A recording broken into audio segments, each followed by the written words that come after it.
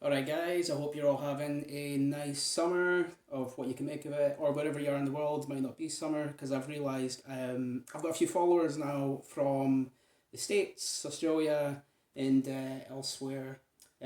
So there was a few things on my mind I wanted to clear up because I make the assumption that people maybe know what I'm talking about. And I'm talking about, in particular, the terms the bookies. Sounds pretty self-explanatory, but you might not know what the bookies are or in what they look like in the UK. Pokies came to mind because of my man kicking the punt. He's doing his mission to eradicate the pokies over there in Australia. So I'll go into that one a wee bit too. And FOBTs, fixed odd betting terminals. I'll explain to you what that is as well when I'm talking about the bookies.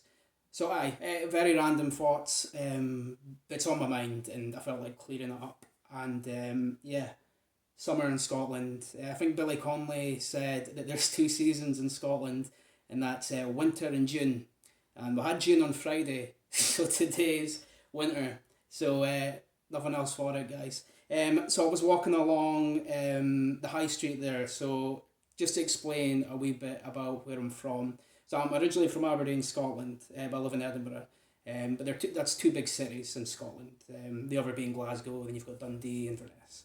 Um, it's not uncommon for bookies, and now bookies are betting shops, and there's been a massive boom of them over the last, say, 10 to 15 years.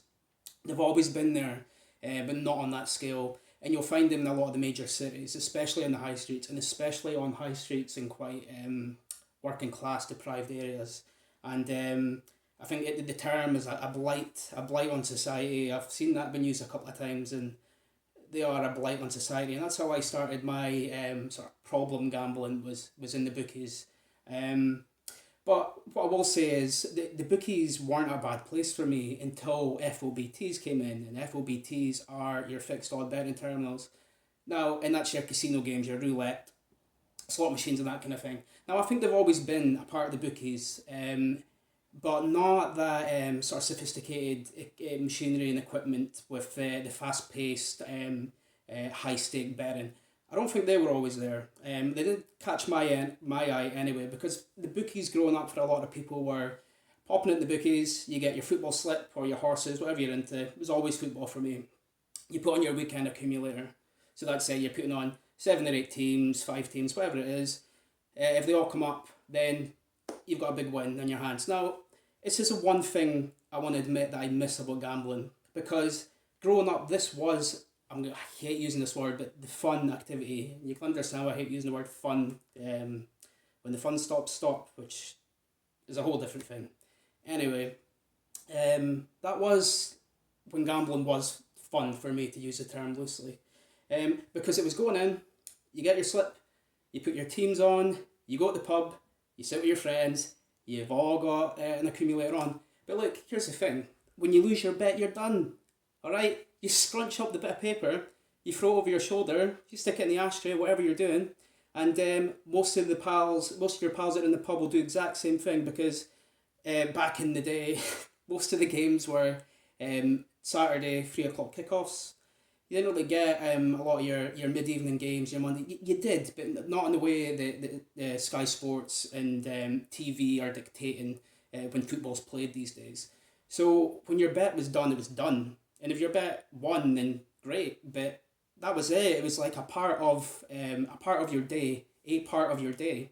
And I was chatting to Alex the other day from the Invisible Addiction. I was saying to him that this, amongst other things, gambling must be fucking boring these days for a lot of people, and of course, highly addictive now because everyone's going to be sitting in their pubs on their phones, and you've got in-play betting, you can bet on corners and yellow cards and all that shit, and that wasn't the fun part of it. The fun part was sitting, watching the scores come in with your pals and chatting about it, and chatting about football, chatting about the game and the players and that kind of thing.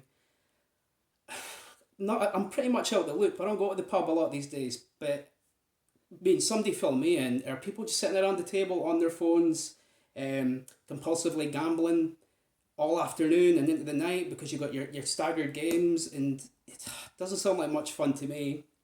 to use that term again, fun.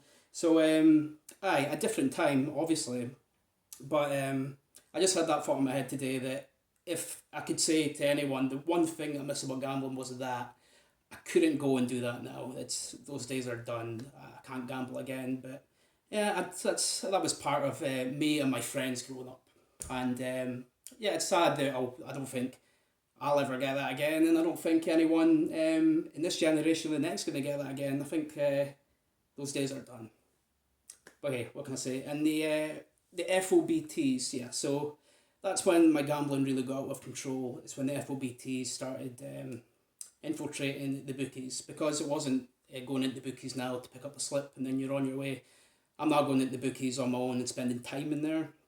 Not something I ever did, and that was when the slippery slope, it started happening for me. So I was walking down Gorgie Road today, and Scotland in particular has quite a high amount of bookies on their high streets. So it's not uncommon to walk around these kind of areas and to see half a dozen bookies within a few hundred yards of each other. What has happened though is last year there was a new rule that came out that you couldn't go and bet hundreds of pounds on the FOBTs, and that's what I was doing with the roulette. It's now a £2 stake, so that's scared a lot of people away, and they're not willing to sit in the bookies for a £2 stake on roulette or slots or whatever it is. But I would suggest that a lot of these people now that aren't in the bookies, and the bookies are closing, especially with COVID-19 kicking in, they're really struggling. So there's a lot of empty shops at the moment. A lot of your gamblers will be pushed online, which is sad, so you're getting rid of one sort of, what was the word I used, like the scourge of the high street or something like that. Okay, yeah, you might be winning back your high street, but your high street's just a bunch of empty betting shops and a bunch of people losing their jobs and a bunch of gamblers that were at least out in public, now cooked up at home, betting into the night. So yeah, it's a sad image, and I'm not saying bookies were ever a place that you would want to be, but as I said, bookies weren't the problem for me growing up until they became casinos in essence.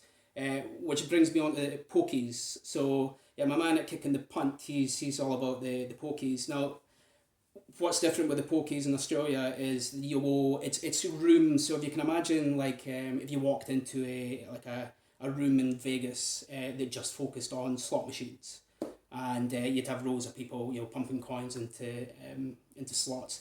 Well, that's really in essence what it's like in Pokies. But the shit show with Pokies over there is that they are often connected and a part of establishments that are bars and clubs and hotels, and they call bars hotels over there just to confuse you. And yeah, so you'll find there's a culture over there of people who drink a lot and spend time on their own in the Pokies, when you should be, I guess, being at least social in these kinds of places. But it's night and day. You've got people partying, doing what they're doing in the club, and then a few feet away, as a part of the same establishment, you've got people sitting, wasting their time, wasting their money, and building a very unhealthy gambling addiction in these pokey rooms. Now, that's the ones I know of. I'm sure there are places that you can just drive up and just play pokies on their own, but the reason that I know that they're quite commonplace over there is because I worked in a club in Brisbane. I did my working visa in Australia, and there was a pokie room connected to it. It's never...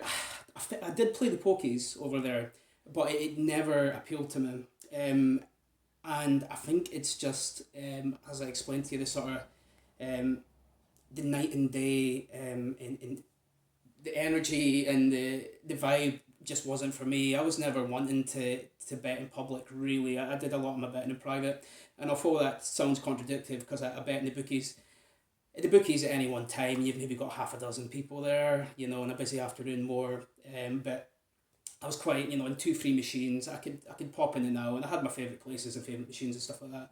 The pokie rooms, yeah, you might have not many people in there gambling, but I always find it quite intimidating going into these kind of places that just focus on that kind of thing, and sitting there and gambling. So pokies wasn't my thing, and I used to go through the club collecting glasses.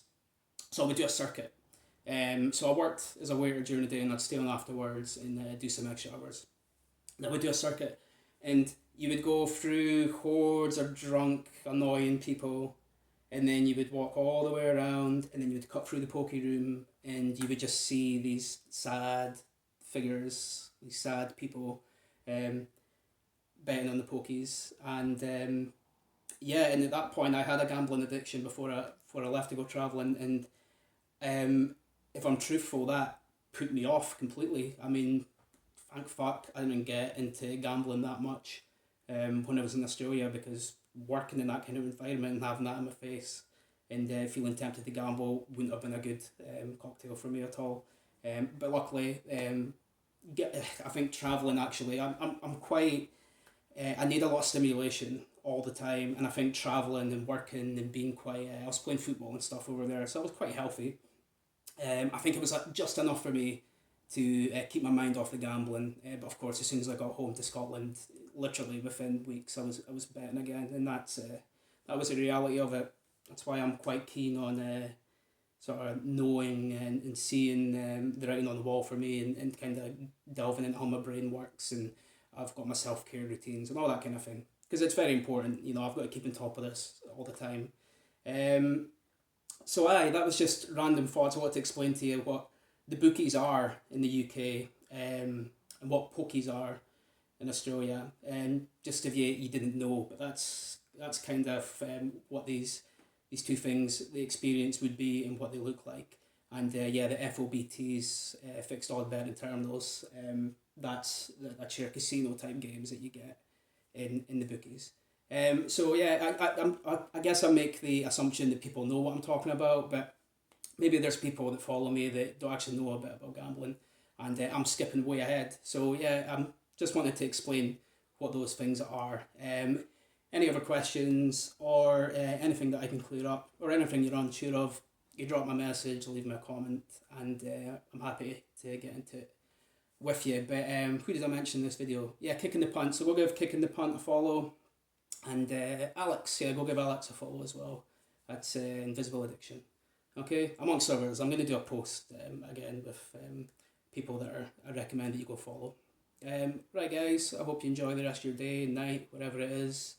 I'll continue enjoying winter here because I've had my June. Catch you later.